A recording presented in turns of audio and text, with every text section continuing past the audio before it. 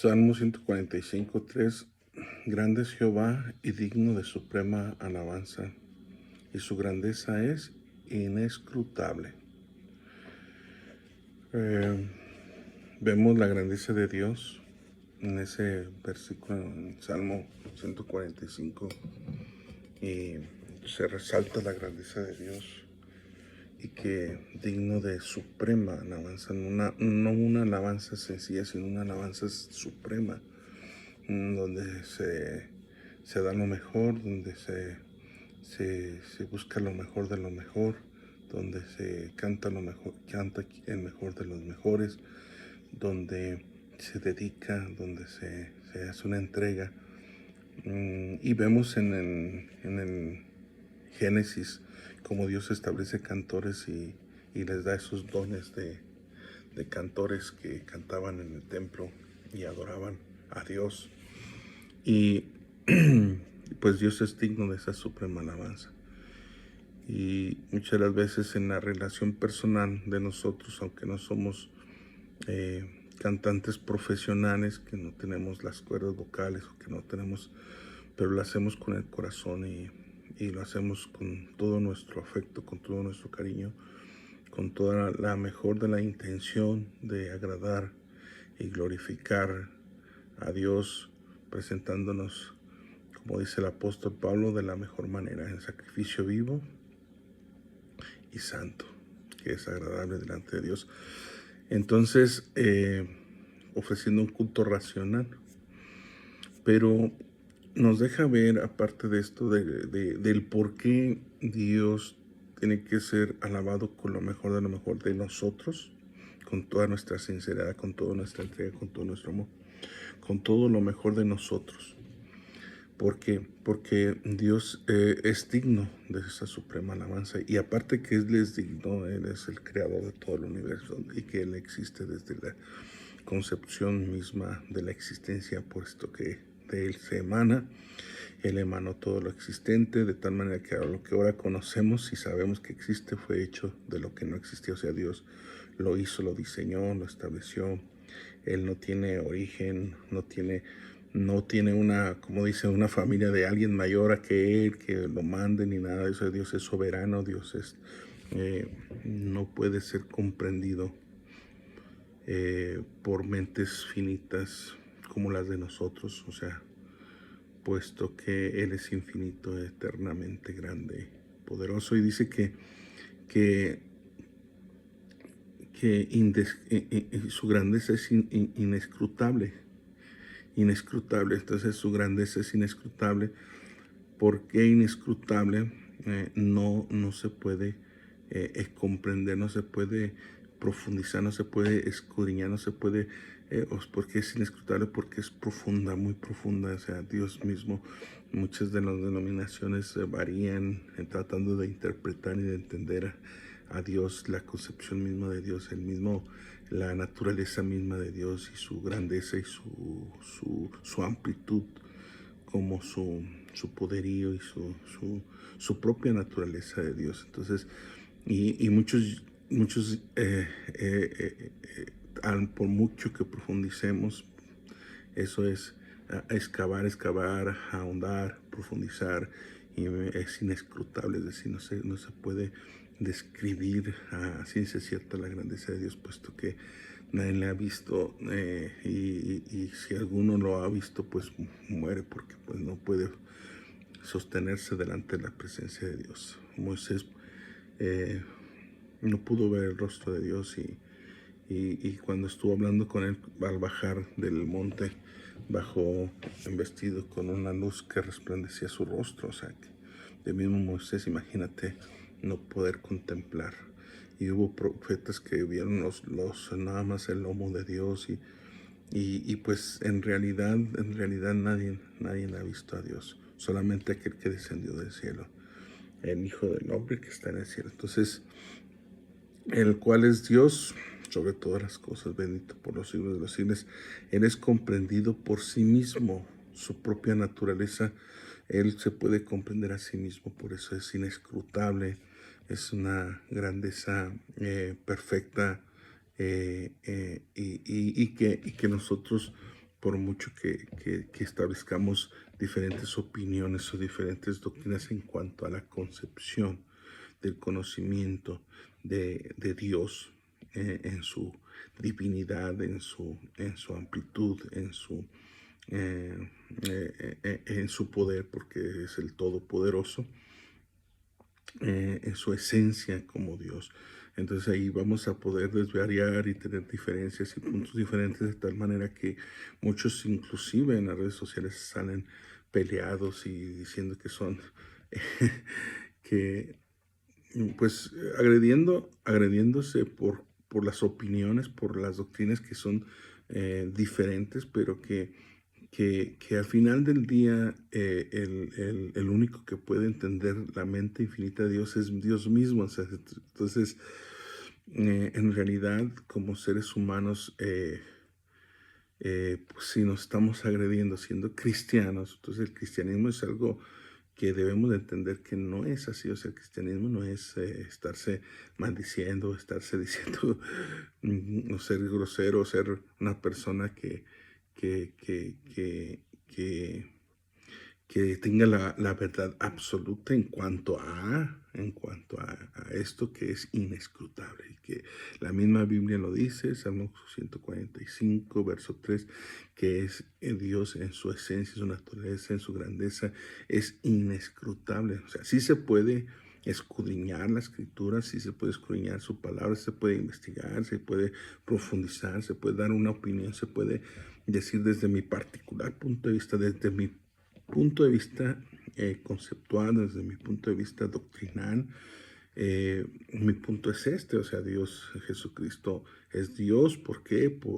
Porque desde el Antiguo Testamento era el verbo creador de todo lo existente y era en el principio, y Juan, el teólogo, lo describe en su teología. Juan dice que Jesús es el mismo Padre, el mismo Dios humanado, el mismo Jehová humanado, el mismo Señor. Entonces, habrá otras gentes que dicen o que tienen otra opinión diferente y describen una Trinidad, argumentando que Dios tiene una forma tripartita, de Dios en sí, raya en la idea del politeísmo, cuando Dios es uno. Y los judíos siempre dijeron: no, Israel, el Señor uno es, el Señor nuestro Dios, el Señor uno es. O sea, no hay dos, no hay tres, no hay cuatro, es uno soberano. Al final del día, Dios es uno.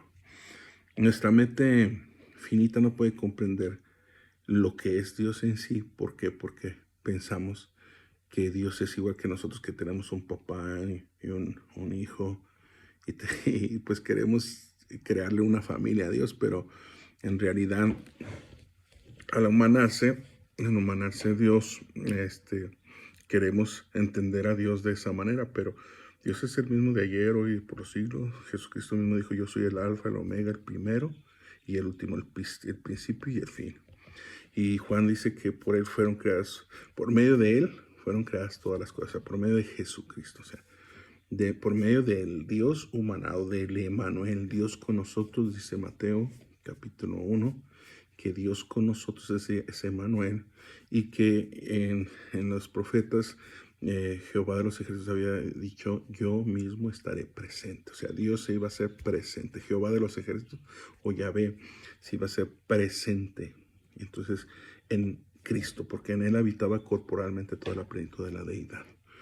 Pero la cuestión es, de acuerdo al texto, Salmo 145, verso 3, es de que se puede tener muchas ideas acerca, al escudriñar las escrituras, se pueden crear muchas ideas de una verdad absoluta, la cual es Dios en su plenitud, y que puede entenderse por sí mismo, comprenderse por sí mismo, por su propia naturaleza, y que nuestra mente, que es finita, es decir, no es infinita como la mente de Dios, nuestra mente es finita, tiene un tope, tiene un límite.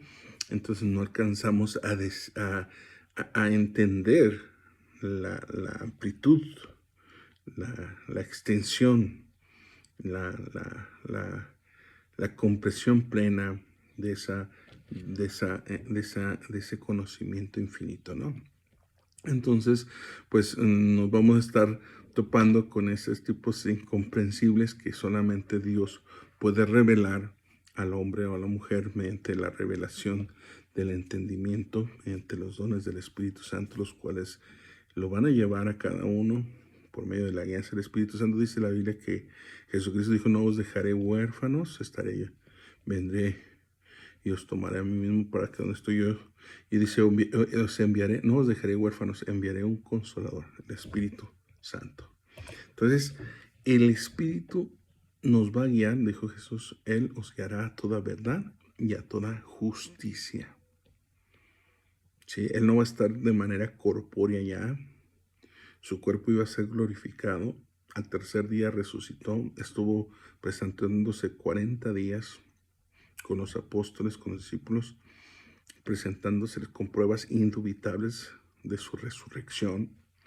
Y después dice que fue tomado y que fue llevado al cielo. Y que oyeron una voz que decía: este mismo Jesús que es tomado de vosotros, así vendrá por segunda vez, y todo ojo le verá, y todo oído le escuchará. Así como el relámpago que sale del oriente y se muestra hasta el occidente, así será la segunda venida del Hijo del Hombre.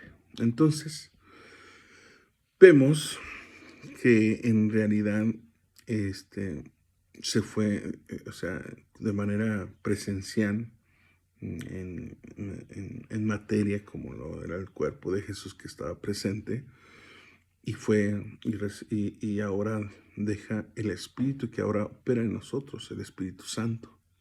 Ese Espíritu Santo limpio. Santo significa apartado del mal, apartado del pecado, de tal manera que si en ti mora el Espíritu Santo, tú te vas a dejar de decir malas palabras, vas a dejar de fumar, vas a dejar de adulterar, vas a dejar de fornicar, vas a dejar de mentir, vas a dejar de robar, vas a dejar de hacer todas aquellas cosas, pelear, celos, hechicerías, enemistades, pleitos, idolatría, toda aquella cosa que no le agrada a Dios, porque el Espíritu Santo te va a guiar si te dejas guiar, porque muchas las veces sí, el Espíritu Santo está ahí, pero no nos dejamos guiar.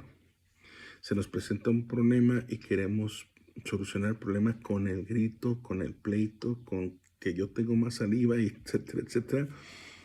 Y yo soy hombre, yo tengo más pantalones que tú, etcétera, etcétera. Y todo eso es carnalidad. Todo eso es las obras de la carne. Y las obras del Espíritu es gozo, paz, paciencia, benignidad, bondad, fe, mansedumbre, templanza. Y tú, si tienes esos frutos del Espíritu, quiere decir que el Espíritu de Dios mora en ti, que el Espíritu Santo mora en ti. De tal manera que cada que te apartas de esas cosas, estás haciendo caso al Espíritu Santo que moró plenamente en Jesús, y que ese Espíritu te está limpiando, te constriñe de pecado y te dirige, te redarguye. El Espíritu Santo te redarguye y te concientiza de pecado, te dice: ¿sabes qué? Estás pecando, ¿sabes qué? Dirige tu vida así, guía de esta manera, de esta manera. El Espíritu Santo que mora en ti te limpia y te llevará a una vida apartada del mal, apartada del pecado, es decir, santo. Sí, ahora te va a guiar a toda justicia. Todo lo que es justo, todo lo puro, todo lo amable, si hay virtud alguna, si hay algo digno de alabanza, tu pensamiento va a estar en eso, pensando en cosas buenas, en cosas positivas, en cosas productivas, en cosas que te lleven a tener una paz con tus seres queridos, con tus prójimos, con tus vecinos, con todo en tu entorno, pero también que tengas la relación con Dios directamente, ¿no? Entonces, imposible es que no vengan tropiezos, imposible es que no vengan problemas y dificultades, y que en ocasiones nos tropecemos. Es imposible porque somos humanos. ¿Quién dice que somos perfectos? Este hermano se dice que es perfecto y no es perfecto. No. Somos salvos por gracia, no porque seamos perfectos. por su gran misericordia y por su gran amor. Pero eso sí, Dios nos está perfeccionando por medio de la Escritura, por medio del Espíritu Santo que se encuentra en la Escritura. Ese Espíritu tú lo vas a adquirir a medida que vas a ir leyendo la palabra de Dios, porque ese Espíritu vas a crear en ti temor de Dios, vas a creer, vas a arrepentirte, vas a buscar a Dios, vas a bautizarte, porque estás teniendo una doctrina, una enseñanza, vas a tener, con el pleno uso de tus facultades mentales, en pleno uso de la razón y del entendimiento, ya cuando eres una gente ya adulta. Y te quiero invitar a que, pues en este devocional, que diariamente